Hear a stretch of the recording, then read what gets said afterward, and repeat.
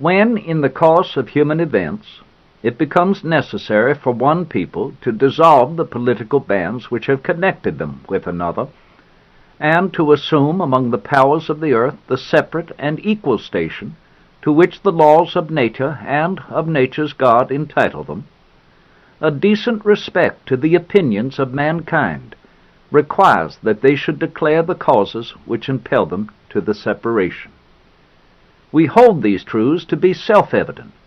that all men are created equal, that they are endowed by their Creator with certain unalienable rights, that among these are life, liberty, and the pursuit of happiness,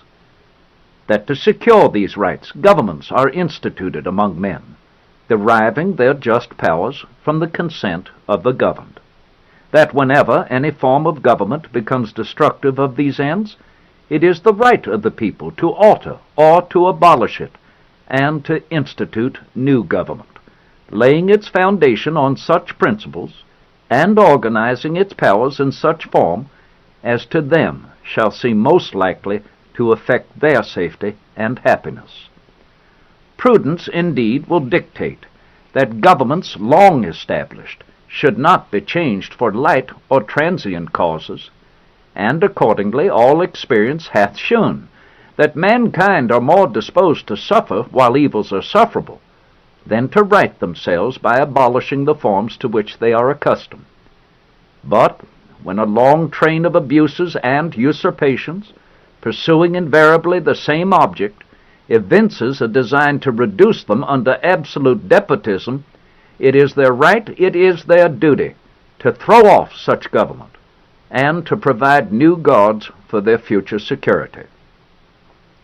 Such has been the patient sufferance of these colonies,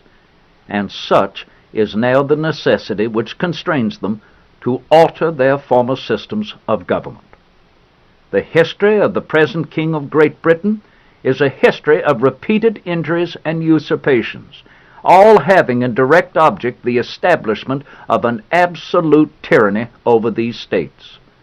To prove this, let facts be submitted to a candid world. He has refused his assent to laws the most wholesome and necessary for the public good. He has forbidden his governors to pass laws of immediate and pressing importance unless suspended in their operation till his assent shall be obtained, and when so suspended, he has utterly neglected to attend to them. He has refused to pass other laws for the accommodation of large districts of people, unless those people would relinquish the right of representation in the legislature, a right inestimable to them and formidable to tyrants only. He has called together legislative bodies at places unusual, uncomfortable, and distant from the depository of their public records, for the sole purpose of fatiguing them into compliance with his measures. He has dissolved representative houses repeatedly for opposing with manly firmness his invasions on the rights of the people. He has refused for a long time after such dissolutions to cause others to be elected, whereby the legislative powers, incapable of annihilation, have returned to the people at large for their exercise, the state remaining in the meantime exposed to all the dangers of invasion from without and convulsions within. He has endeavored to prevent the population of these states, for that purpose obstructing the laws for naturalization of foreigners, refusing to pass others to encourage their migrations hither, and raising the conditions of new appropriations of lands. He has obstructed the administration of justice by refusing his assent to laws for establishing judiciary powers. He has made judges dependent on his will alone for the tenure of their offices and the amount and payment of their salaries.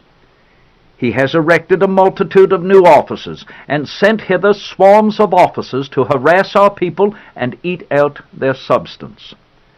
He has kept among us in times of peace standing armies without the consent of our legislatures. He has affected to render the military independent of and superior to the civil power. He has combined with others to subject us to a jurisdiction foreign to our Constitution and unacknowledged by our laws, giving his assent to their acts of pretended legislation, for quartering large bodies of armed troops among us, for protecting them by a mock trial from punishment for any murders which they should commit on the inhabitants of these states, for cutting off our trade with all parts of the world, for imposing taxes on us without our consent, for depriving us in many cases of the benefits of trial by jury, for transporting us beyond seas to be tried for pretended offenses, for abolishing the free system of English laws in a neighboring province, establishing therein an arbitrary government, and enlarging its boundaries so as to render it at once an example and fit instrument for introducing the same absolute rule into these colonies, for taking away our charters, abolishing our most valuable laws, and altering fundamentally the forms of our governments, for suspending our own legislatures and declaring themselves invested with power to legislate for us in all cases whatsoever. He has abdicated government here by declaring us out of his protection and waging war against us. He has plundered our seas, ravaged our coasts, burnt our towns, and destroyed the lives of our people. He is at this time transporting large armies of foreign mercenaries to complete the works of death, desolation, and tyranny, already begun with circumstances of cruelty and perfidy scarcely paralleled in the most barbarous ages, and totally unworthy the head of a civilized nation. He has constrained our fellow citizens taken captive on the high seas to bear arms against their country, to become the executioners of their friends and brethren, or to fall themselves by their hands. He has excited domestic insurrections amongst us, and has endeavored to bring on the inhabitants of our frontiers the merciless Indian savages, whose known rule of warfare is an undistinguished destruction of all ages, sexes, and conditions. In every stage of these oppressions, we have petitioned for redress in the most humble terms. Our repeated petitions have been answered only by repeated injury. A prince whose character is thus marked by every act which may define a tyrant is unfit to be the ruler of a free people. Nor have we been wanting in attentions to our British brethren. We have warned them from time to time of attempts by their legislature to extend an unwarrantable jurisdiction over us. We have reminded them of the circumstances of our emigration and settlement here. We have appealed to their native justice and magnanimity, and we have conjured them by the ties of our common kindred to disavow these usurpations, which would inevitably interrupt our connections and correspondence. They, too, have been deaf to the voice of justice and of consanguinity. We must, therefore, acquiesce in the necessity which denounces our separation, and hold them as we hold the rest of mankind, enemies in war, in peace, friends. We, therefore, the representatives of the United States of America in General Congress assembled, appealing to the Supreme Judge of the world for the rectitude of our intentions, do in the name and by authority of the good people of these colonies solemnly publish and declare that these united colonies are, and of right ought to be, free and independent states, that they are absolved from all allegiance to the British Crown,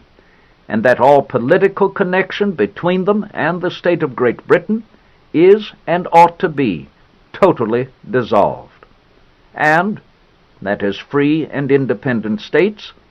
they have full power to levy war, conclude peace, contract alliances, establish commerce, and to do all other acts and things which independent states may of right do. And for the support of this declaration, with a firm reliance on the protection of divine providence, we mutually pledge to each other our lives, our fortunes, and our sacred honor.